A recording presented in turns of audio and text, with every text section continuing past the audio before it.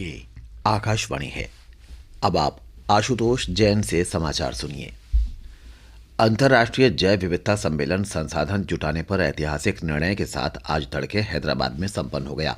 सदस्य देश जैव विविधता लक्ष्य हासिल करने के लिए 2015 तक विकासशील देशों को दोगुना धन देने पर सहमत हो गए हैं। इस मामले में विकसित और विकासशील देशों के बीच मतभेद सुलझाने के लिए बातचीत देर रात तक चली। आखिरकार सम्मेलन के पूर्ण सत्र में संसाधन जुटाने की व्यवस्था को मंजूरी और 3 अन्य फैसलों के साथ सम्मेलन का समापन हुआ। सम्मेलन के बाद केंद्रीय पर्यावरण और वन मंत्री जयंती नटराजन ने संवाददाताओं को बताया कि सदस्य देश गहन विचार विमर्श के बाद संसाधन जुटाने की व्यवस्था पर प्रतिबद्ध हैं।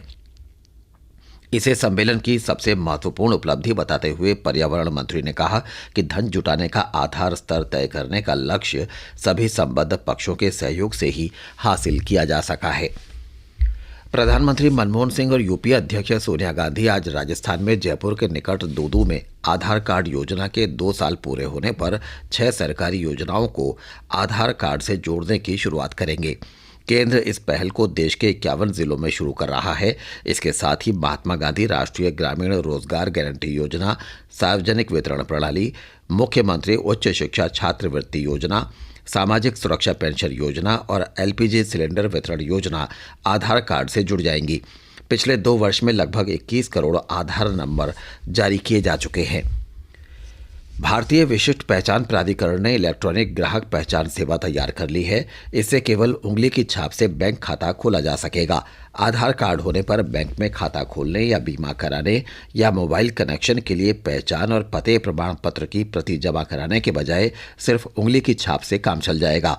अधिकारियों ने बताया कि सरकार और भारतीय रिजर्व बैंक जैसी अन्य एजेंसियों द्वारा नए नियम अधिसूचित करने और आधार कार्ड को पहचान का वैध प्रमाण मानने की व्यवस्था करने के बाद अगले महीने तक ये सुविधा शुरू की जा सकती है।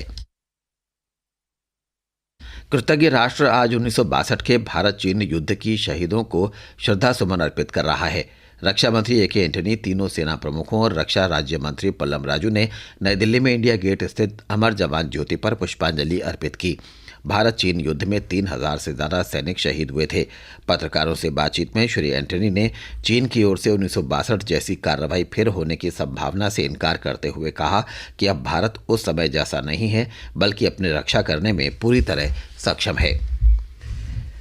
इलाहाबाद उच्च न्यायालय ने कहा है कि 2008 में नए जिले कांशीराम नगर के गठन की राज्य सरकार की अधिसूचना अपने आप रद्द मानी जाएगी अगर सरकार वहां 31 मार्च 2014 तक बुनियादी ढांचा विकसित नहीं कर देती।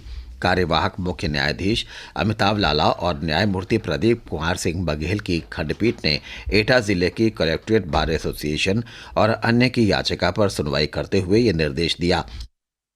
न्यायालय ने सरकार को कांशीराम नगर जिले में विकास कार्य तत्काल शुरू करने का निर्देश दिया है। असम में गुवाहाटी में पलटन बाजार में कल शाम एक उपद्रवी ने एक व्यक्ति की हत्या कर दी। पुलिस ने घटनास्थल से एक देसी पिस्तौल बरामद की है। आरोपी को पकड़ने के प्रयास किए जा रहे हैं। इससे पहले सेना ने धुबरी जिले के बोगुलमारी क्षेत्र में एक व्यक्ति को गिरफ्तार कर उससे 5 किलो देसी बम बरामद किया। मध्य प्रदेश में सीहोर जिले के सलकनपुर में आज नवरात्र के 6ठे दिन बीजासन देवी मंदिर में आए श्रद्धालुओं में भगदड़ मच जाने से 2 महिलाओं की मौत हो गई और 25 घायल हो गए। हमारे संवाददाता ने खबर दी है कि गंभीर रूप से घायल 6 लोगों को इलाज के लिए भोपाल भेजा गया है। शेष का इलाज स्थानीय अस्पतालों में कराया जा रहा है। तमिलनाडु में तटवर्ती जिलों में पिछले 2 दिनों से भारी बारिश हो रही है। मौसम विभाग के अनुसार अगले 24 घंटों में तटीय जिलों में भारी बारिश की संभावना जताई गई है। चेन्नई, कड्डलूर, नागपत्तनम, तिरुवल्लूर, विल्लुपुरम और कुछ तटीय जिलों में भारी वर्षा के कारण शिक्षण संस्थाओं में अवकाश घोषित किया गया है। दक्षिण जिलों रामनाथपुरम, तूतीकोरिन और कन्याकुमारी में भी भारी बारिश हो रही है। इसके साथ ही यह समाचार बुलेटिन समाप्त हुआ।